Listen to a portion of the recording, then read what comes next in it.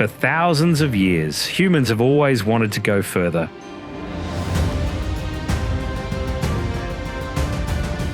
We've climbed Everest, dived into the Mariana Trench, and launched ships into outer space.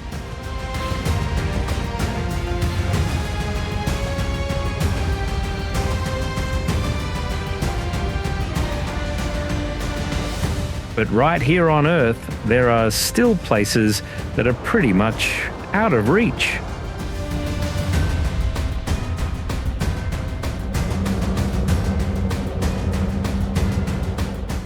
An old whaling station with nothing left but rusty steel ruins, deserted between a cold bay and barren hills.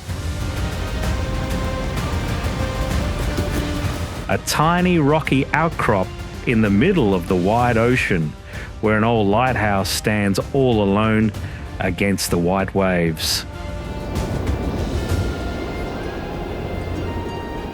And in the heart of a volcanic island, a village tucked away beneath enclosed green slope.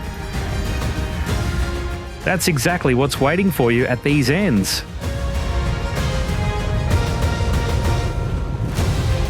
Today, we're going to some of the most isolated islands on the planet. And when we get there, you'll realize one thing: finding the island is only the first step.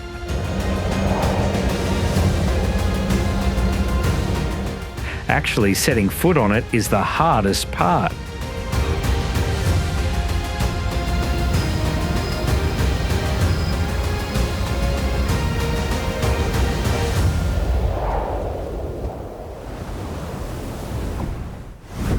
Bishop Rock is just a tiny rocky ledge in the middle of the Atlantic Ocean. No beach, no flat ground. It almost disappears into the waves.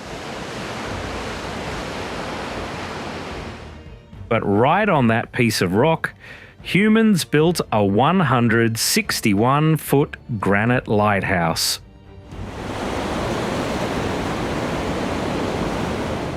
Building it wasn't like building on land. Workers had to work on a tiny stone foundation while waves constantly crashed through the construction site.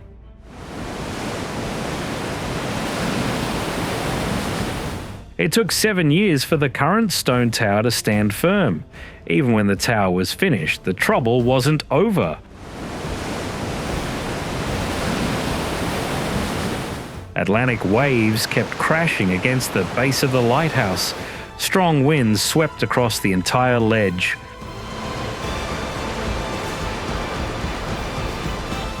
And the structure had to be reinforced even more to withstand the pounding force of the sea.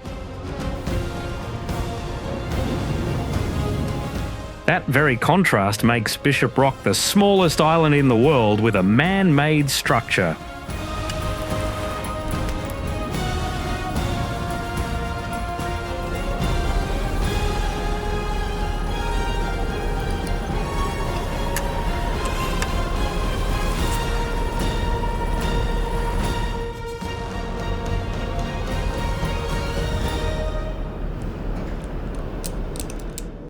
Île Fouquets sits apart from the main island off the southeastern coast of Mauritius. It is low, empty, and surrounded by a coral reef.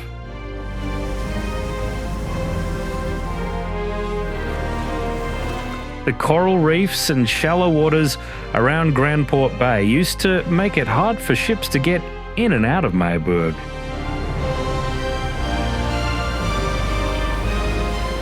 So, a lighthouse was built on this small patch of land.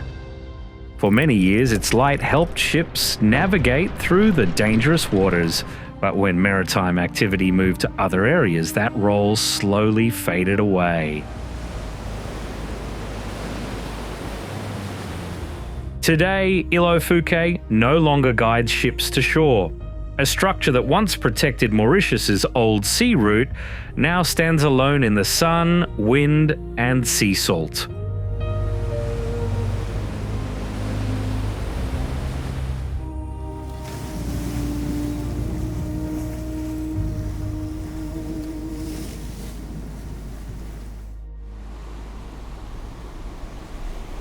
A 556-metre rock mass juts up in the middle of Mauritius's southwestern tip.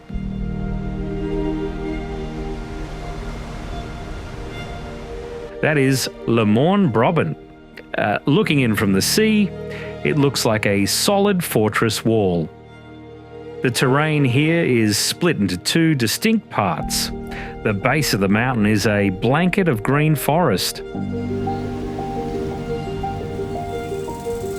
The peak, however, is made of grey cliffs that are steep, bare, and completely devoid of any trees.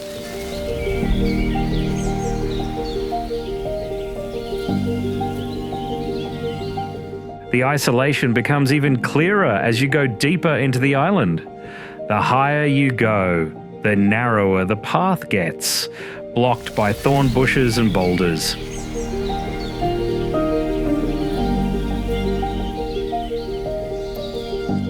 This treacherous terrain is the reason why runaway slaves chose this place as a hiding spot in the last century.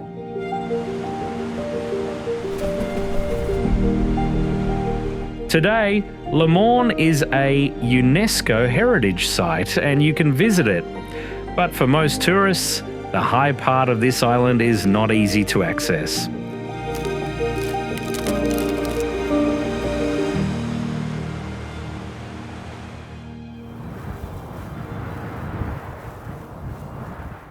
South Georgia Island sits isolated in the middle of the Southern Ocean.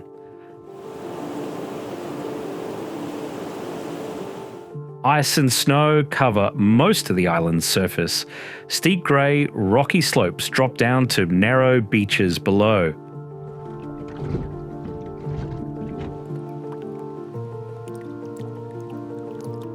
High mountain peaks are hidden by clouds and mist.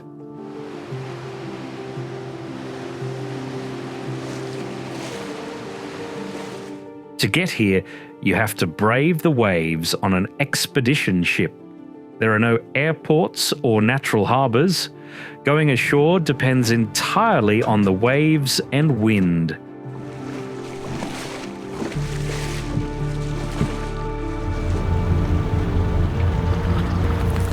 South Georgia is called the Galapagos of the Southern Ocean.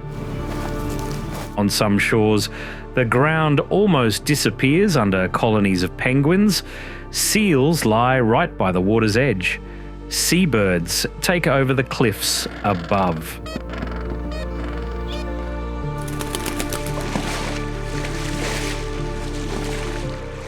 But in the middle of that massive ecosystem are the ruins of a time when humans tried to control the island.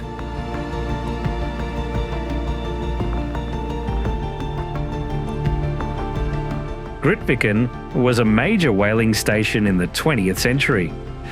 But when the whaling industry collapsed, the place was left behind.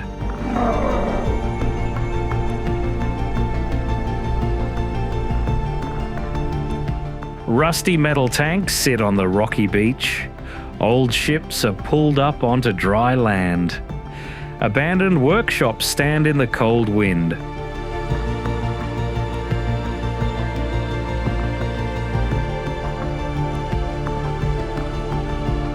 Grytviken shows that humans once tried to turn South Georgia into an industrial hub. But today, it's all just a backdrop for the millions of animals that have taken back the shores.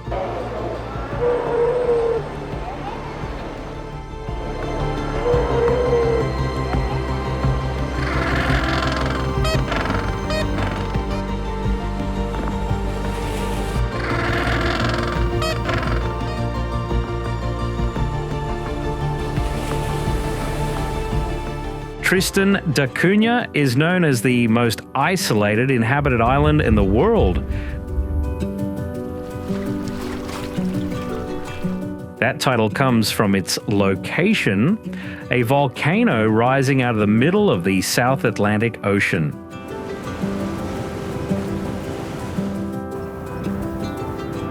This exact isolation makes reaching the island very difficult. The island is far away from the mainland and regular shipping lanes. the only way to get here is by ship. That journey takes nearly a week across highly volatile waters.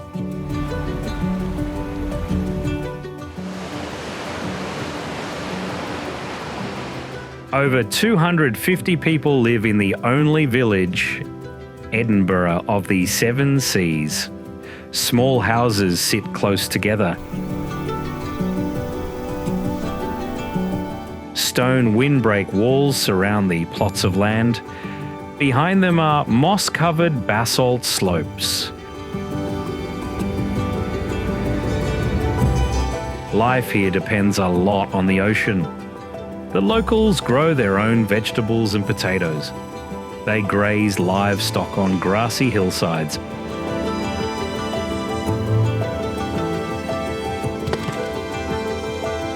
They also fish out at sea. Goods and supplies only arrive on a few ships each year.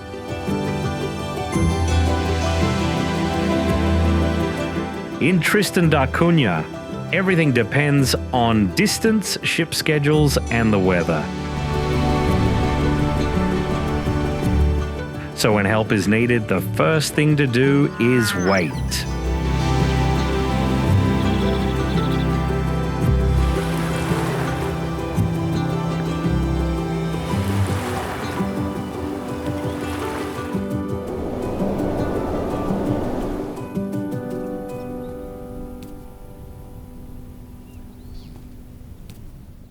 Easter Island belongs to Chile, but sits very far from the mainland. There are no crowded island chains around it, just open sea on all sides.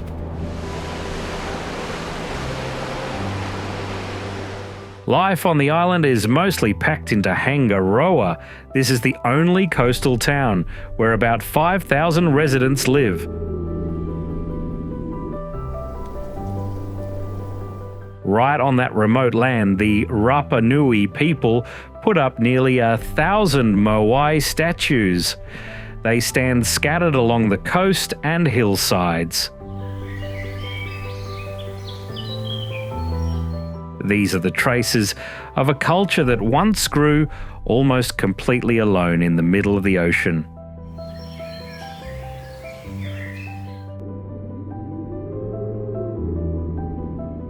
Today, the island still relies on a few thin connections to the outside world. Goods and many necessities have to come from Chile by plane or ship.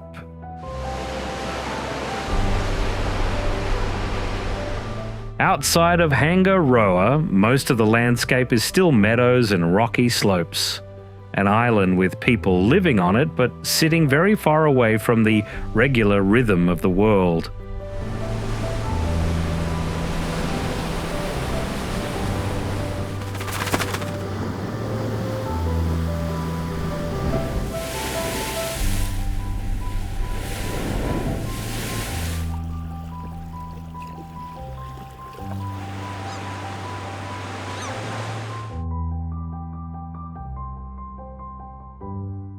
St. Helena is a small volcanic island in the middle of the South Atlantic Ocean. The area is only about 47 square miles, but surrounding it are hundreds of kilometres of empty sea.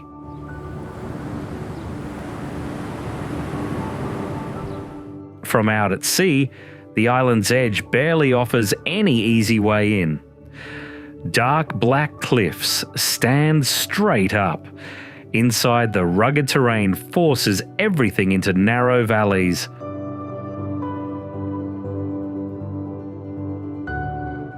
Jamestown, the island's only capital, sits inside a V-shaped canyon cut through volcanic rock.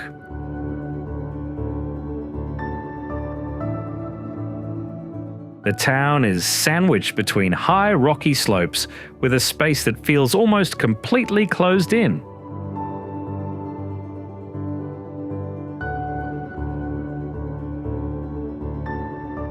For centuries, the sea was the only way in. There aren't many easy landing spots.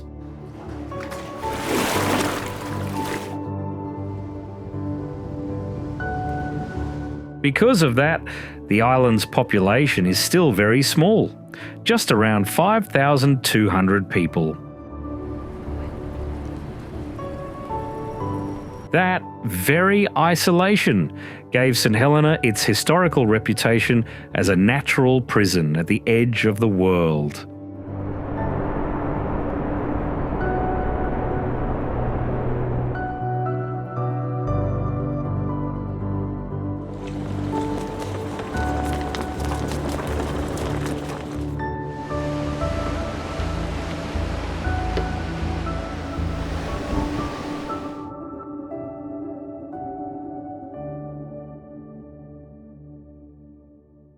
Ball's Pyramid sits off the eastern coast of Australia, a giant stone blade piercing straight out of the ocean.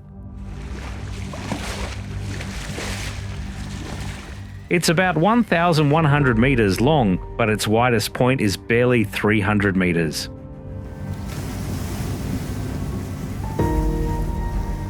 The peak rises over 550 metres above sea level, making it the tallest volcanic sea stack in the world.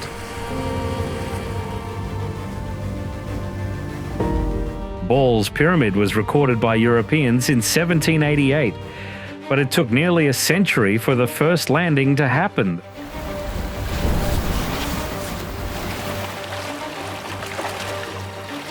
The reason is right in its surface. The rocky slopes are almost vertical. The terrain is heavily eroded. There are no beaches or natural harbours. Below, waves constantly crash against the base of the island, making any approach completely dependent on the weather.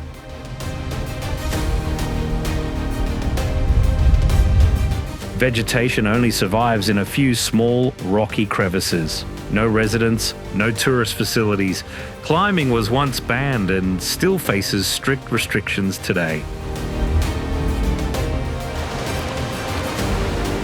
You can see Ball's Pyramid from the sea, but actually setting foot on it is a whole different story.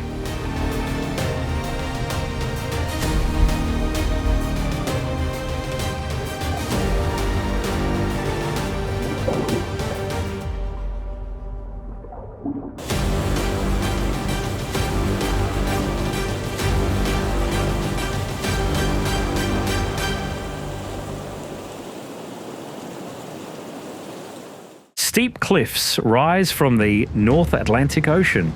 Above are green meadows. Below, waves crash against the base of the islands.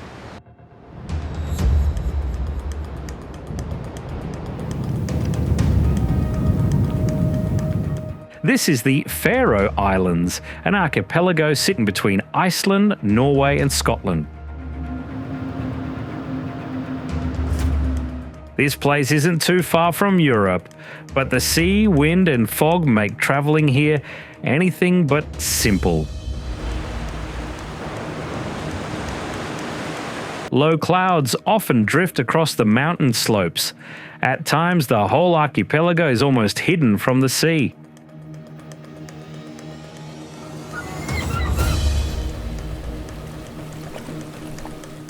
Within that archipelago, Macdonald is even more cut off. This tiny island has no big roads. Just a few rows of houses sitting on top of rugged basalt mountains. All around are meadows and the open sea.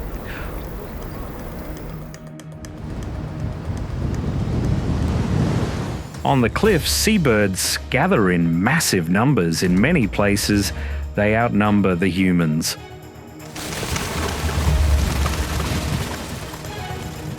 The further out you go, the emptier the landscape gets. Meadows stretch beneath mountain ridges. Narrow roads cling to steep slopes. Sheep walk right on the road surface.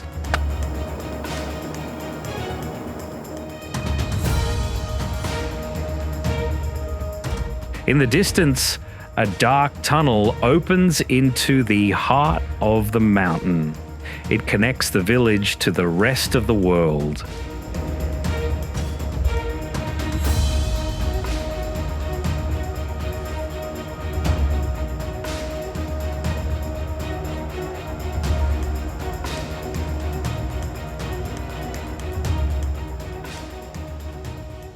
The Marquesas are nothing like the familiar image of Polynesia. No calm lagoons, no overwater resorts, just massive blocks of rock sticking straight out of the sea.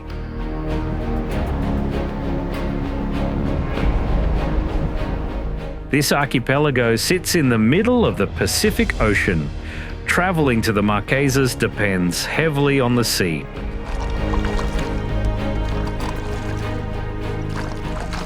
The terrain here is very rugged.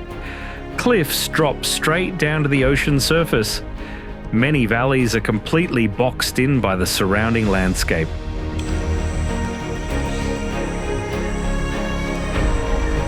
Ships from Tahiti are one of the main connections to this archipelago.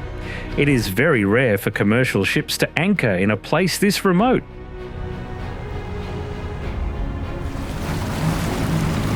On Oahuka, the feeling of isolation is even clearer.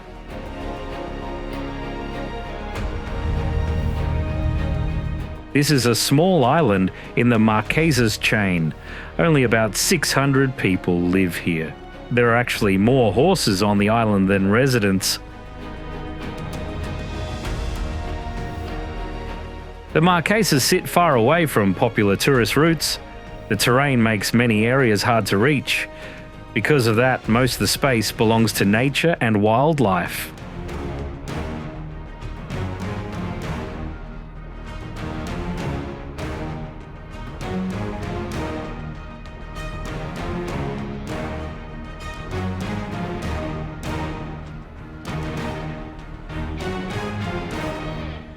Socotra is a part of Yemen. But to get here, you have to cross hundreds of kilometers of the Arabian Sea.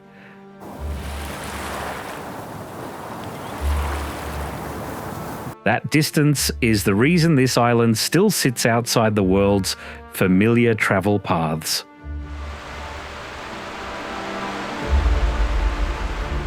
As the coastline appears, limestone mountains and empty plateaus come into view. On that dry land, dragon's blood trees grow scattered in clusters. Their canopies spread out flat, standing on pale rocky ground and catching the wind from the sea. They make the island look completely different from any land around it. That landscape started with isolation. For a very long time, the sea cut this place off from the mainland. Because of that, many species on the island evolved in their own way, appearing nowhere else. Socotra is still inhabited, but the long road to get there and poor infrastructure have kept tourism from developing. As a result, most of the island's landscape still keeps its wild, untouched look.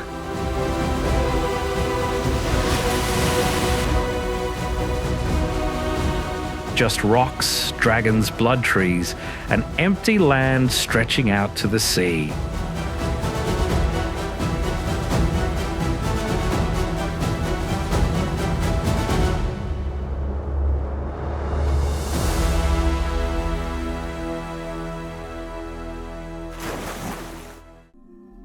This is Aogashima, a volcanic island located south of Japan, but the special thing lies in its structure.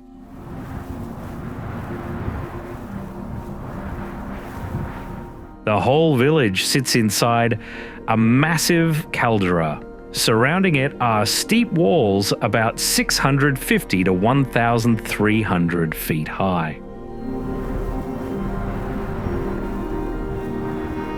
In the middle of the caldera, a smaller volcano is still active and simmering.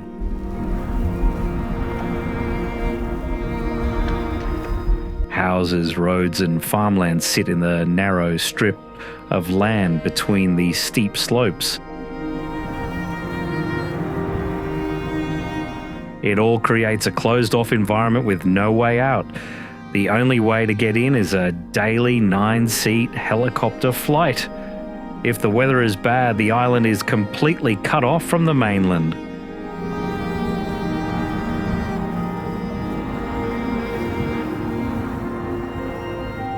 That is also the reason why the current population here stops at just 170 people, making Aogashima the most isolated island in Japan.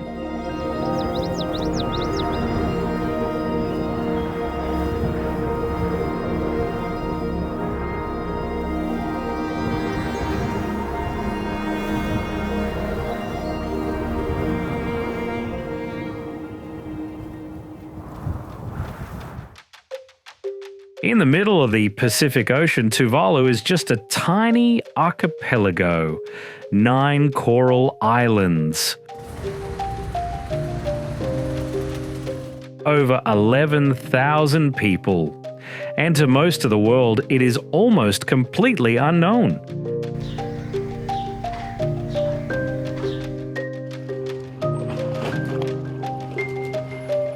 A whopping 71% say they have never even heard of Tuvalu. That number isn't too hard to understand. This island nation has no big resorts, no busy airports, and no streams of tourists coming in and out every day. Funafuti is the capital and also the busiest place. But the pace of life is incredibly slow.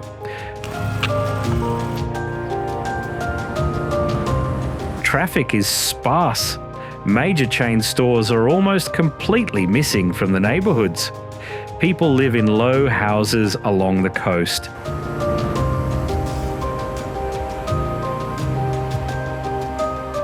Since there isn't much space on the island, even the airstrip doesn't operate the usual way.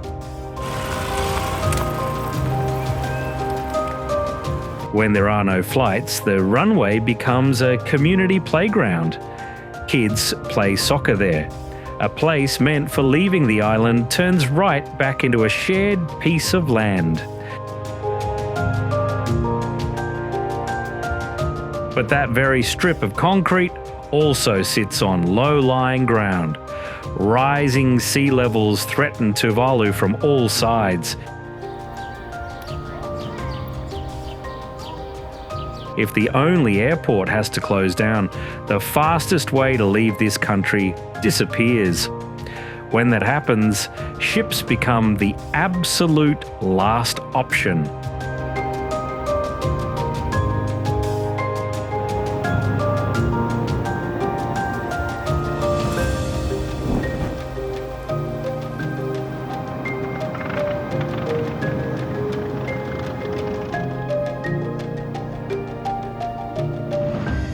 At Bouvet Island, the first thing that appears is ice. This uninhabited volcanic island sits in the South Atlantic Ocean. You can barely find an easy way in. The island's area is only about 49 square kilometres, but more than 93% of the surface is covered by glaciers.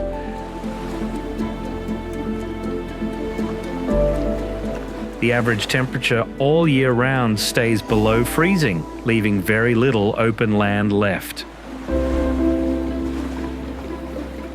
If you were left behind here, your chances of survival would be almost zero.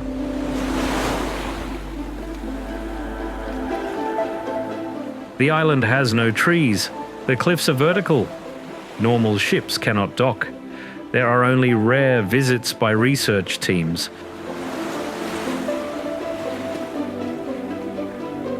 The only source of life is the penguins and seabirds along the rocky shore, but thick fog keeps the island hidden.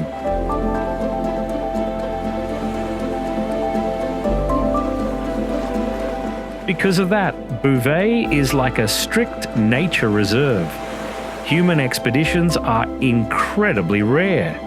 Sometimes years go by before a team sets foot on the island.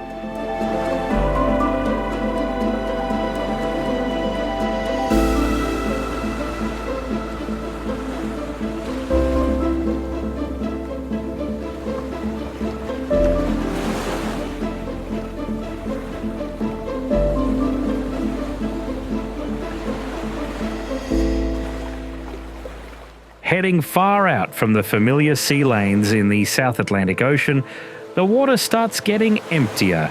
Then Gough Island appears. In front of you are dark mountain slopes and a heavily fractured rocky shore.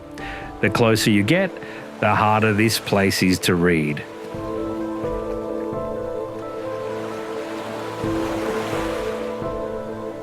On one side is open sea. On the other side are damp cliffs, strong winds and fog that can roll down at any moment.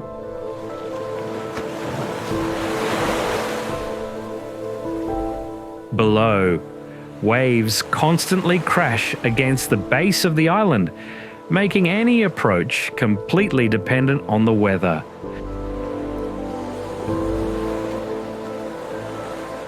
Because of this, Gough has no permanent residents.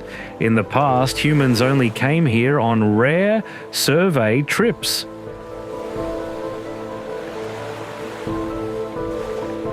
Later, the island was protected as a biosphere reserve. Albatrosses glide along the strong wind currents.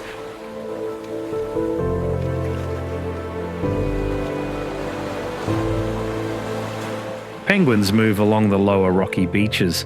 In places where boats can hardly reach, colonies of birds keep nesting and covering the shoreline.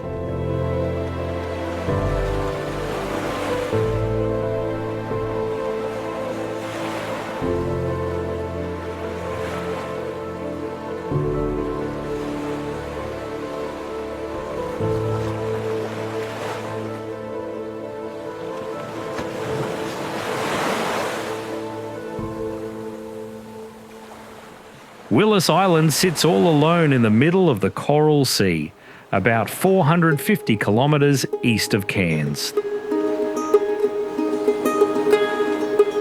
The closest things to it are usually seabirds and tropical cyclones passing through.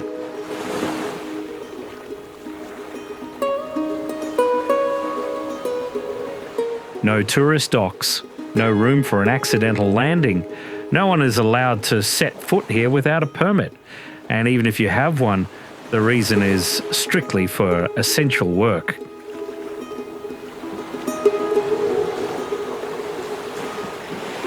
The population on the island is just 4 people.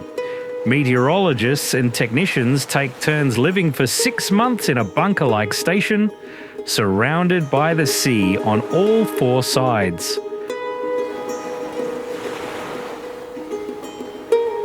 Supplies are dropped off by helicopter every few weeks, but if the weather gets bad, the supply trip can be delayed.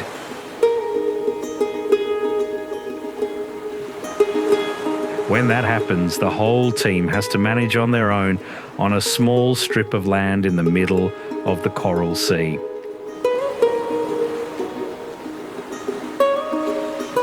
When the helicopter leaves, the island goes right back to its old rhythm. 4 people in the station, equipment running constantly, and out there is a sea full of storms.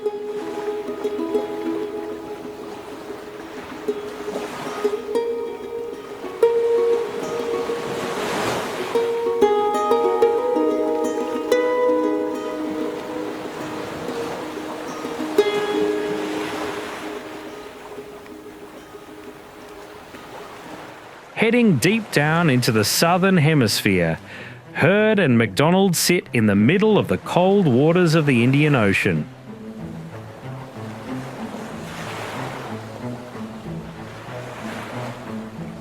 Ice reaches all the way down to the sea. Black cliffs rise up behind the crashing waves. Wind sweeps across the empty mountain slopes. At times, wind speeds top 160 kilometers per hour.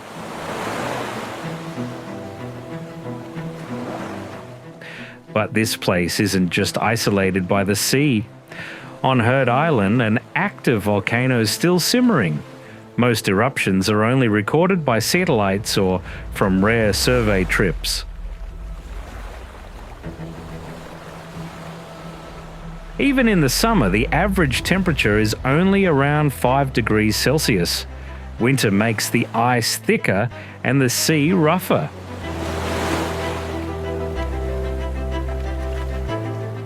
Because of this, there are no permanent residents here. Tourism is practically non-existent.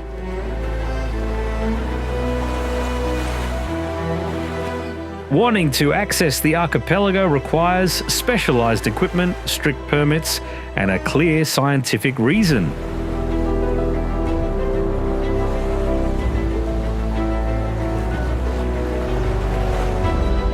When the research teams leave, the island goes back to its old rhythm. Ice, seabirds, and the volcano keep going behind the blanket of clouds.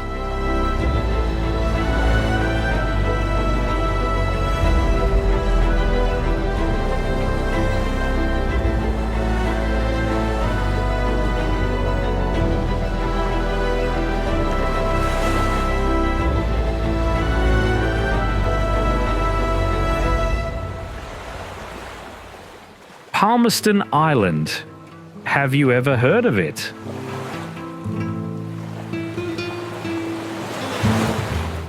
In the middle of the South Pacific, Palmerston is just a low rim of land surrounding a lagoon.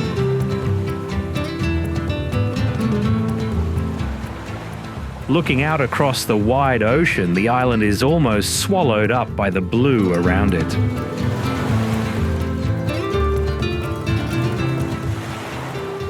No airport, no big piers, no regular boat routes bringing people in and out every day. If you want to set foot on the island, you have to go by boat. And if you want to leave, you have to wait for the next trip. Sometimes for weeks, sometimes for months. Only a few dozen people live on the island. Most of them share the same last name, Masters. They are descendants of William Masters, who settled here back in the 19th century.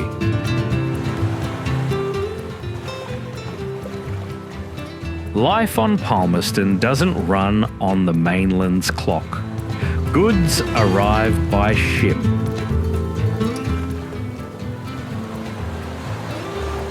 News travels slower.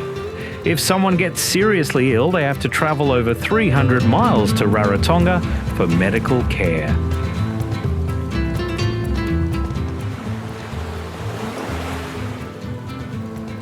And right now, this community is shrinking. The locals have put out a call for new people to come live on the island.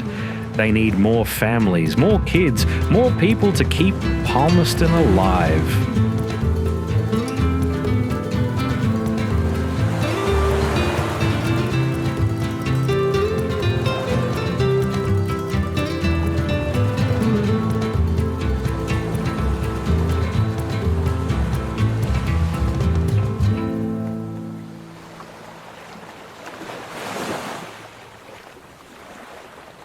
When the final island appears, it rises out of the water like something that shouldn't even be existing there.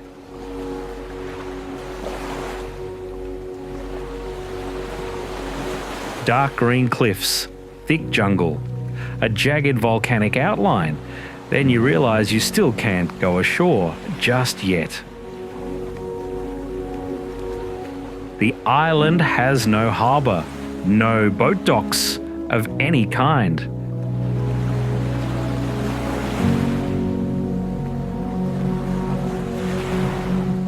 To get to land, the islanders have to push wooden boats right through the crashing waves.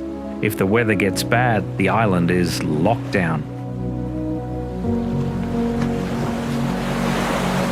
That island is named Pitcairn. It is a tiny volcanic island sitting right in the middle of the South Pacific. That exact way of getting there keeps Pitcairn cut off from regular tourist routes.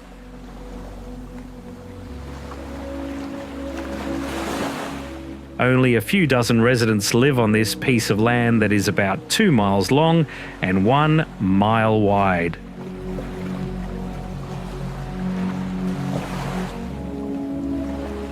That remoteness doesn't just decide how people get here. It also shapes how this community survives. The people of Pitcairn still speak a dialect that barely exists anywhere else.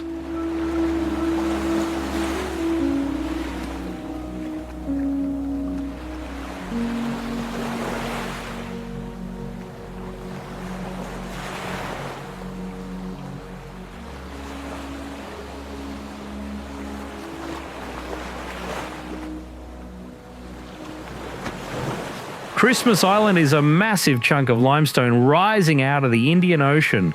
All around it are cliffs over 20 metres high.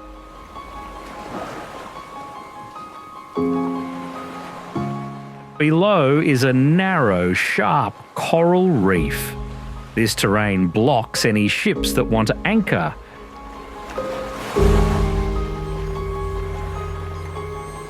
If you want to get onto the island, you only have one single way in, which is the small strait at Flying Fish Cove.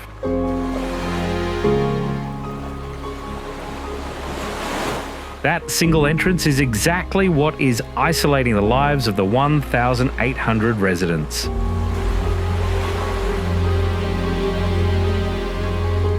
The island has no rivers. Fresh water comes from rain soaking through the limestone. All food and fuel have to travel by ship all the way from Perth.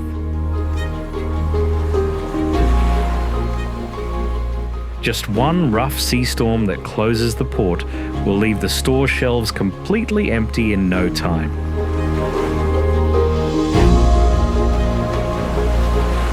Nearly 2/3 of the island is a national park. And every rainy season, the ground starts moving. Millions of red crabs leave the forest crawling across roads, through neighbourhoods, and down to the sea to breed.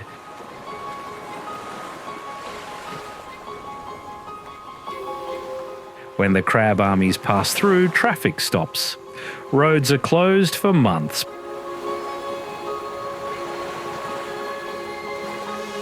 But you can't just go anywhere on the island. Old phosphate mines, sinkhole lands, decaying military ruins and fenced-off areas are still scattered behind the jungle.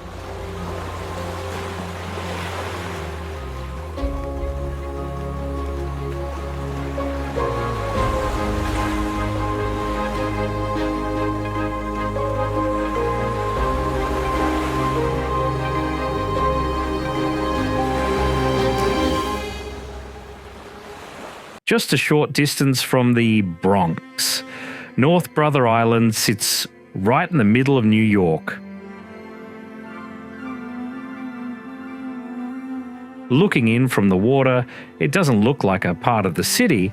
In front of you is just a thick patch of trees floating on the East River.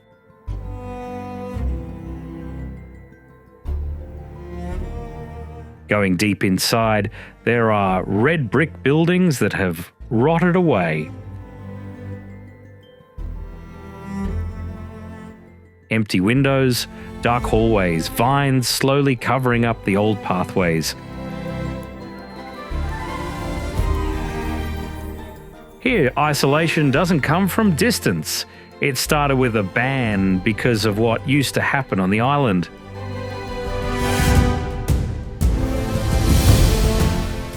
At the end of the 19th century, Riverside Hospital was moved to the island to isolate contagious patients. Sick people were taken away from the mainland. Later on, Typhoid Mary, the source of the typhoid outbreak, was also held here until she passed away in 1938.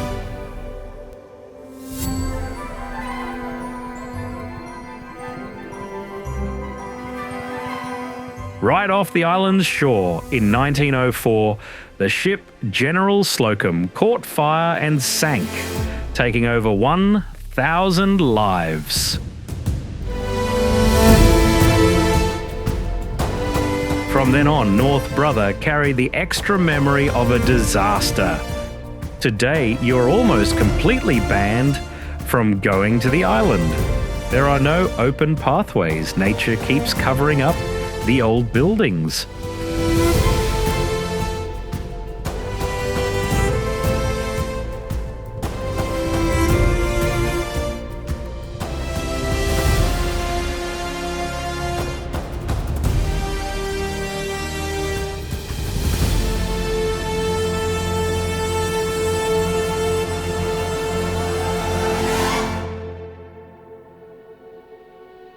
In the middle of the Atlantic Ocean, Corvo appears as a tiny volcanic island.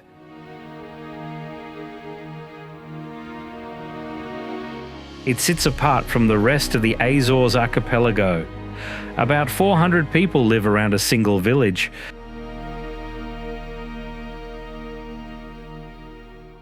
The whole island runs on a very small scale. There is one main road. There is one gas station.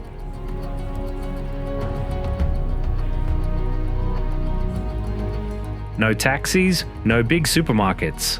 In Vila de Corvo, everywhere is close enough to walk.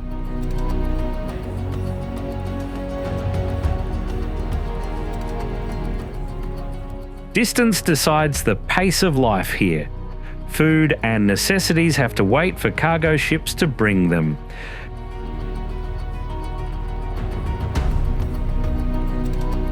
Ships usually arrive about once every 15 days.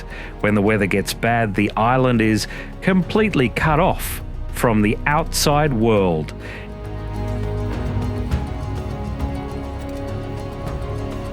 Inside the island is an old volcanic crater. Meadows cover the area around the water lakes.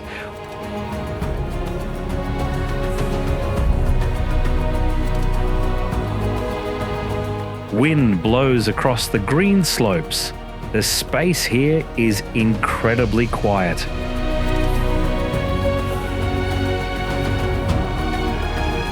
Isolation and conservation laws have kept Corvo from changing. Thanks to that, UNESCO recognized Corvo as a World Biosphere Reserve.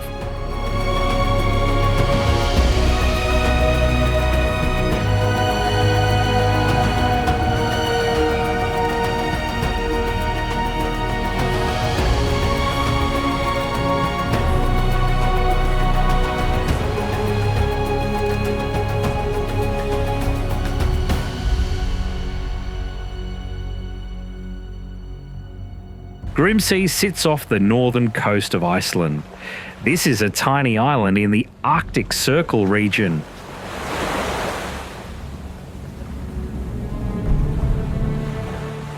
The low piece of land, with an area of only about 5 square kilometres, is home to around 55 people.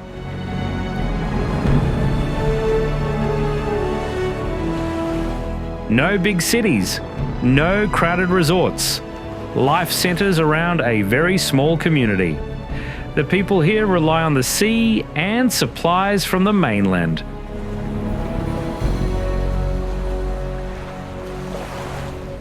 On the island, there is only one small shop, serving necessities for the whole community.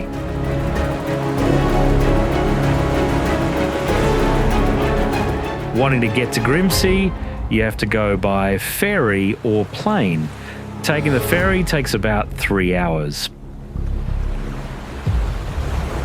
But fog, strong winds, or rough seas can cause the trip to be cancelled. That exact uncertainty is what makes Grímsey special.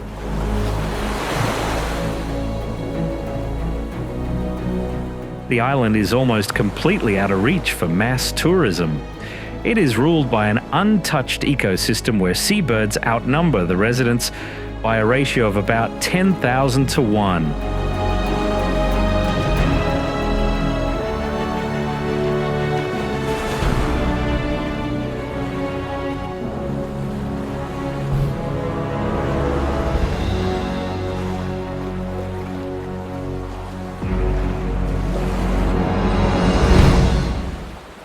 off the coast in the Pacific Ocean, there is an archipelago belonging to New Zealand.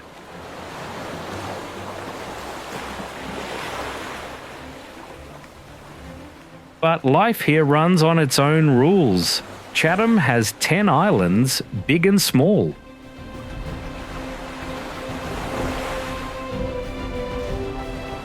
Only 2 are inhabited. On the main island, about 800 residents gather around the village of Waitangi. The isolation of Chatham lies first of all in time. This place has a time zone that is 45 minutes off from the rest of Earth.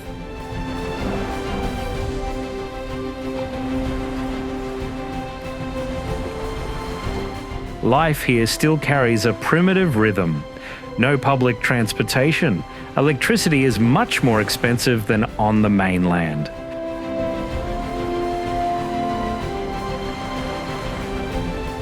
As the kids grow older, many of them have to leave Chatham for boarding school in New Zealand.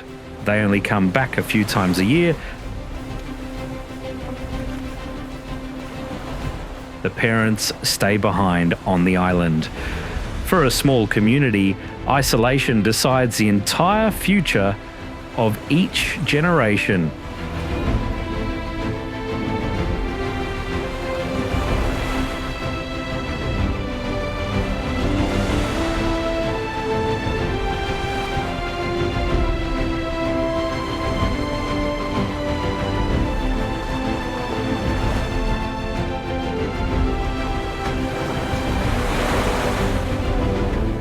Stromboli is like a refuge in the middle of the Tyrrhenian Sea.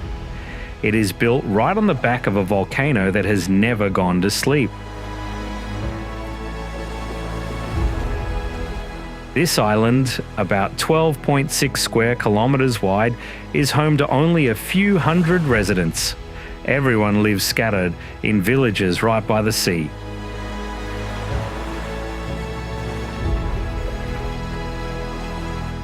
Looking from afar, everything seems peaceful. White houses, small boats, blue waves. But behind that scene is a volcano that is still wide awake.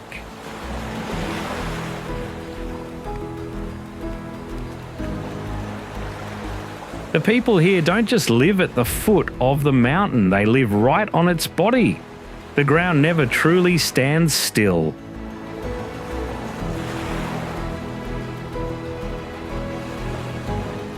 In 1930, a major eruption triggered a tsunami, causing many people to abandon the island.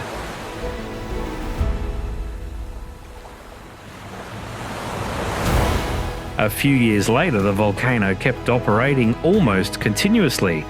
The population dropped sharply. The small villages got even emptier.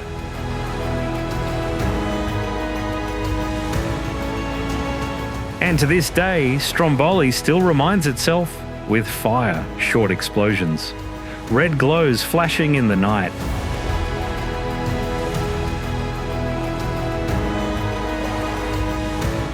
Black rocky slopes dropping straight into the sea, heat and white smoke rising from the crater. In that moment, the island no longer feels like a destination.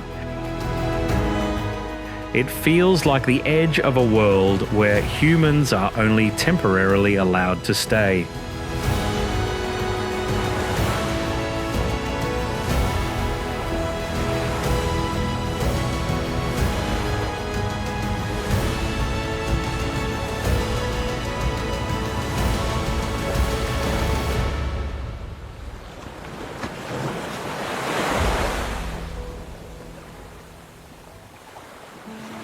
The next journey goes further north of Scotland.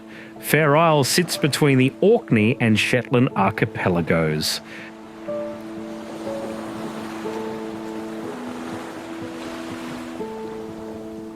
The island is only about 3 miles long and 1.5 miles wide. But that exact location makes Faroe Isle one of the most remote inhabited islands in the United Kingdom.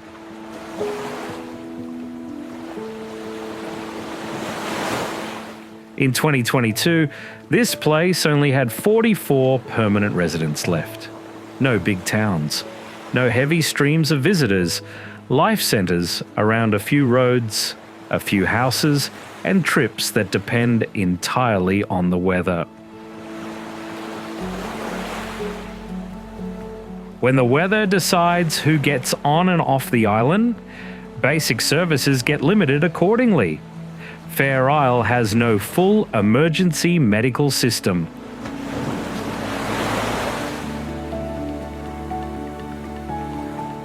Everyday care relies on a single community nurse. If there is a serious case, a helicopter has to fly all the way from Shetland.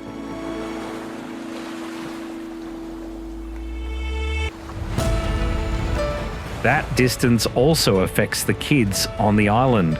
When they turn 11, many have to leave their families to attend high school on the mainland of Shetland.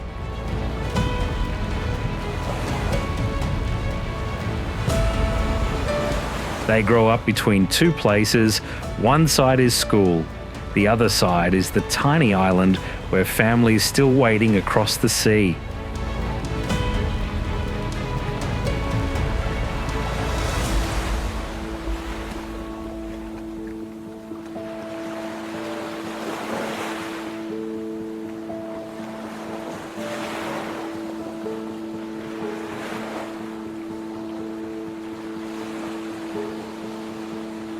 Monuriki is a tiny, uninhabited island in the Fiji archipelago.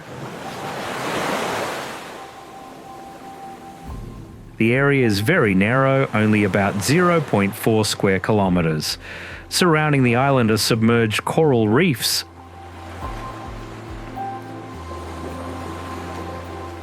There are no villages on the island, no roads, just volcanic cliffs, jungle trees, and a small shoreline surrounded by the sea.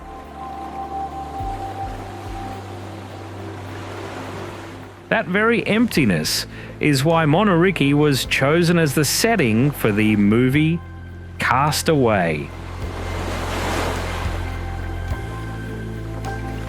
But Monuriki isn't just an island stepping out of the movie, it is also a place tied to conservation programs for the Fiji-crested iguana, a critically endangered species. Today you can still visit Monuriki on short day trips, but no one stays here long term. As the boats leave the sandy beach, the island goes right back to its original wild look.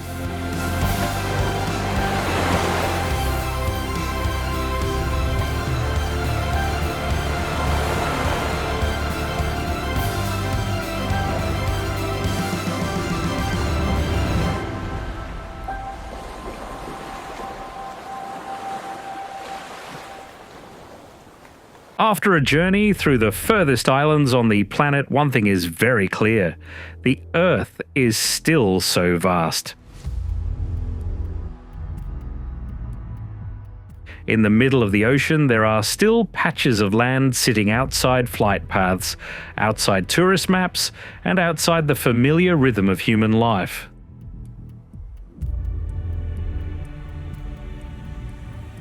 Those islands have names on the map, but very few people actually set foot there, and it is the exact distance, the sea, along with the tiny life that keep them different from the rest of the world.